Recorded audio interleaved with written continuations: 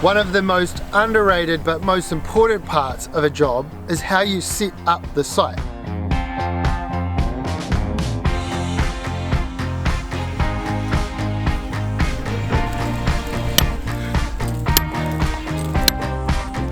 I've learned a lot about setting sites up properly right from the start.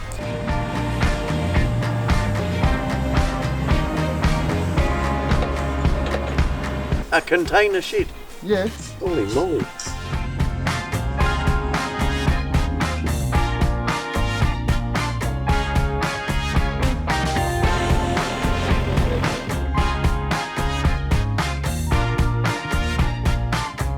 Hey, I'm Josh, a builder here in New Zealand, and let me introduce you to that build up there. Previously, we went unconditional on this sloping site. We shared with you why we've chosen to build here in Upper Hutt, and today we're going to talk about all the bits and pieces that come together to properly set up a building site. Coming up, we'll walk you through the setting up process, including fencing, signage, and site access. We'll break down some of the temporary services we need to install, like water, power, and toilets, a must-have for any tradie working on site. And stick around to the end where we'll share some of the key lessons we've learned from tackling multiple steep sites. But first, we'll talk about what it really takes to get a build out of the ground.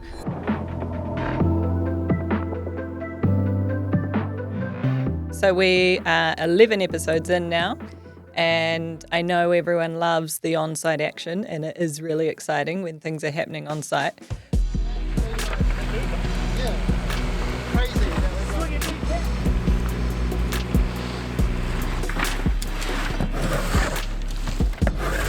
But just wanted to jump in and say that there's often a lot of things happening in the office that go unnoticed that are just as important as what's happening on site. So basically, from the moment we have a concept is usually only about 4 or 5 pages. On those concepts, you have to have a bunch of measurements so that we can send it out to our suppliers and our subcontractors for pricing.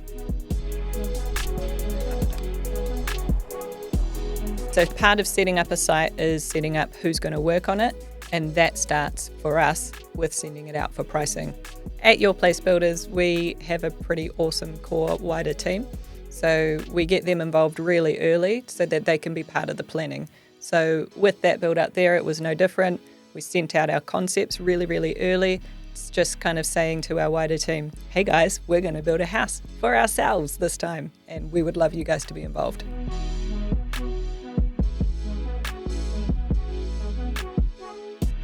We've just gone unconditional and we're pretty stoked to start locking some of that stuff in. And then we have 2 massive insurances that we make sure that every build has. We have a contract works insurance, and then we had what's called a halo guarantee. We are New Zealand certified builders, which means that we have access to their 10-year guarantees. So when a house is built, it is insured by the halo guarantees for the next 10 years.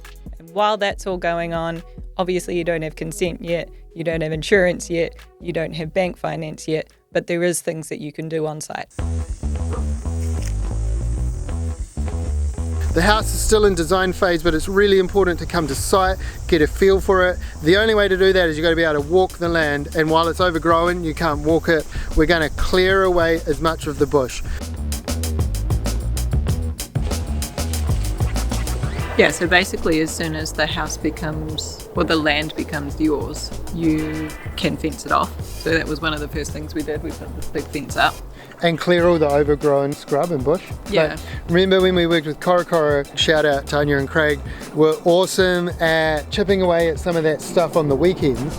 And that's a real low cost way that you can actually start to get a feel for the lay of the land. And we did the same here, right? It means we're saving truckloads of fill and the digger driver's time. Honestly, the moment we did this, it was a game changer for the section. Big changes today, you can get a car down, you can turn around in here. it still felt very long and skinny, and because it had a gradual slope, it was hard to see how there was going to be enough flat space to build a house. But we persevered and continued to clear what we believed was the future building spot. So that was probably the first thing. It was starting to clear it and then fencing it off. Obviously this site had been empty for 25 years and we heard of a lot of people would just come up here to sit and look at the view because it's a really nice view. As soon as it was ours, we kind of wanted it to be like, hey, you can't come here anymore, sorry. Basically kind of setting the precedent of like, this is going to be a building site, please stay out. So I've taken over asking for subscribers, and instead of asking for subscribers, I'm going to thank all our subscribers. You mean the world to us. Thank you so much for being part of the crew. As well as putting the gates in, we got some water running over here. Into it, keep going, keep going. And the truck stops here and we spray it down because it's so important to look after your neighbours and the environment. And this job here is almost more important than what the boys are doing down there. This is where all of our services are. We've got power, telecom, water here. And this is even something you can do at due diligence phase, is start to explore your land, find the boundary pegs, find the services, understand where all of that stuff is so that you can communicate that to your tradies on site.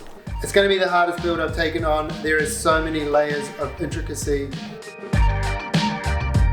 So here is everything that we need for our building consent. I generally live in the documents and inspections tabs.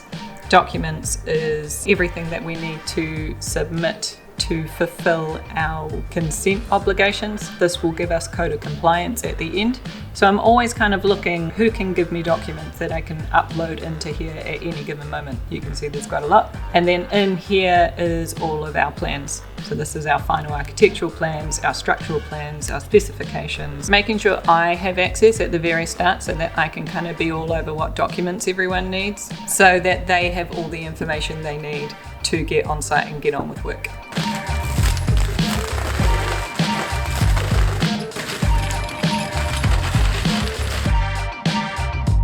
Very next thing was access, being able to drive off the road onto site.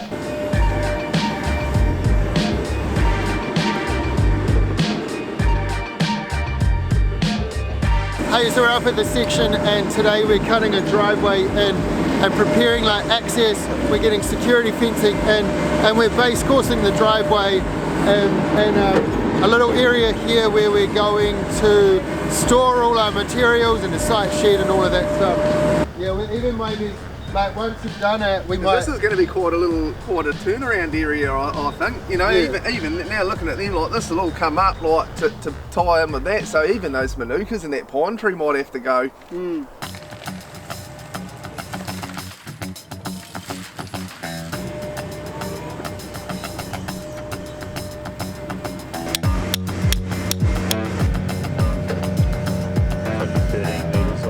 Also doing a rough set out. Before we lock in the plans, I want to mark where the building's sitting on the land. I want to get a feel for that and I want to walk it around. The main thing I'm looking for is like, we don't want to have these big gnarly retaining walls or the living area of the house sitting out of the ground way too much. Let's crack into it.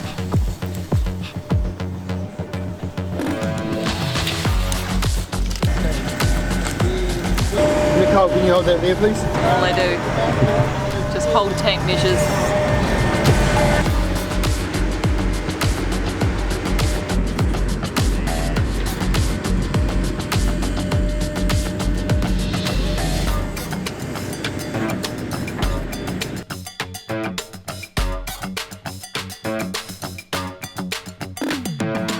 So we've done a few now on deep sloping sites, and one of our biggest takeaways from those builds has been to sort access early. No point trying to build a house when you can't get materials to it. I remember when we did the Papaco firehouse, there's like a big dog leg and we're building the house there and you could drive a ute in, but being able to get a HIAB or a concrete truck is another story. And so right at the start, you got to spend some time thinking about that. How am I going to get big long trucks in and out? And it's not just that, when they come in they put their legs out and down and so they need lots of space either side.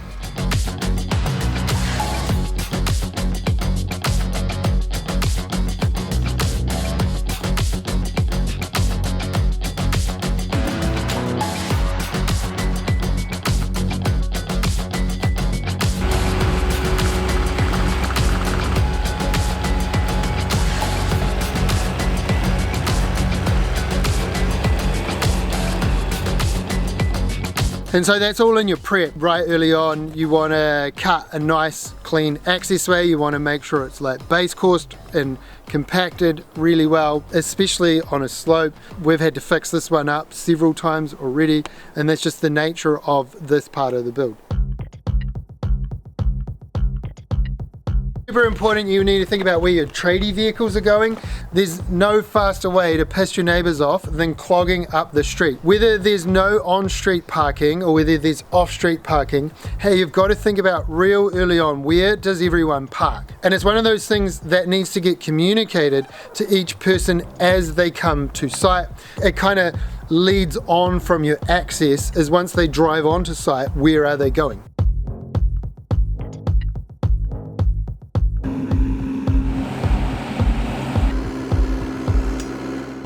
Yo, it's Wednesday, 9th of April. First up, we've got a driveway and it's been rolled and it's very well compacted. We wanted to extend the driveway a little bit for some long-term storage of something like a caravan and also get a site shed. One of the things I've learned the hard way is the more effort you put into setting up a site at the start, the smoother it goes. It's real tempting to like rip into everything and start building, and I'm honestly trying real hard not to, but you run the risk of like just kicking the can down the road. So step 1, form a driveway. Step 2, get a like work platform going. Step 3, get this, instead of leaving this driveway retaining wall till last, we're doing it first, so then we can push base course up to it. We can trench power and water down and have a temporary power and our water on the actual build platform, and we can get all our cars off the road. We cannot clog up the street. Slow is smooth, smooth is fast. If you go slow and smooth and you set things properly, it'll have a flow-on effect for the entire duration of the build. That's the plan anyway. Click your fingers and 18 months later I'll stand here and say whether it was worth it or not.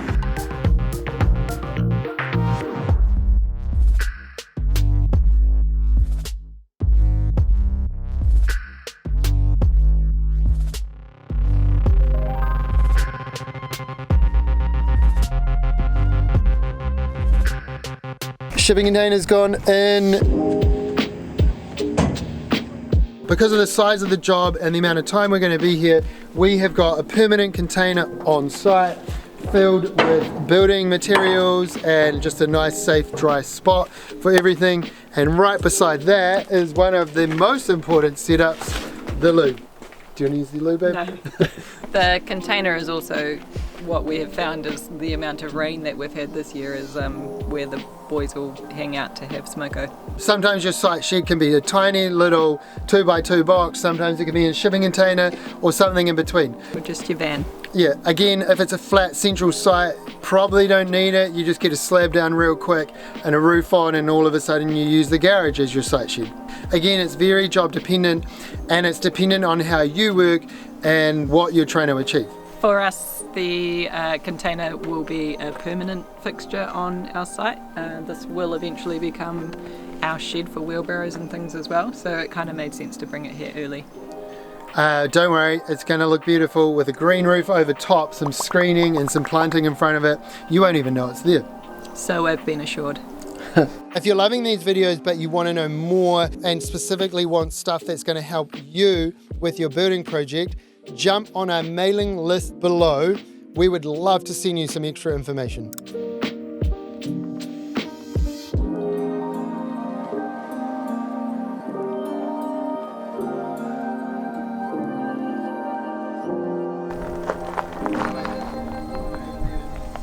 Yo, so it is Tuesday, 22nd of April. Right now we're still setting up. So tomorrow, power, water gets dropped in there. Got, I'm getting temp power there, getting everything set, getting the zones right. Yeah, just top water. temp power here, temp water here. Okay, cool.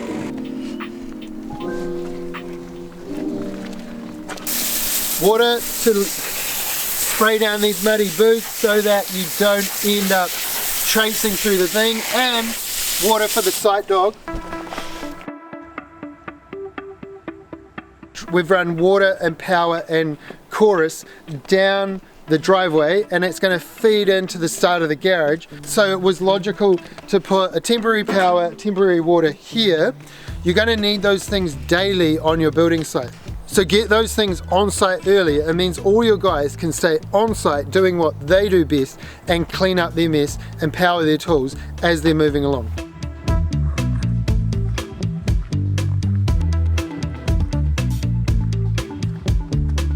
Another super important thing, not a legal requirement, but we love to do, is a sign on every one of our jobs. Usually they're showing off our building company.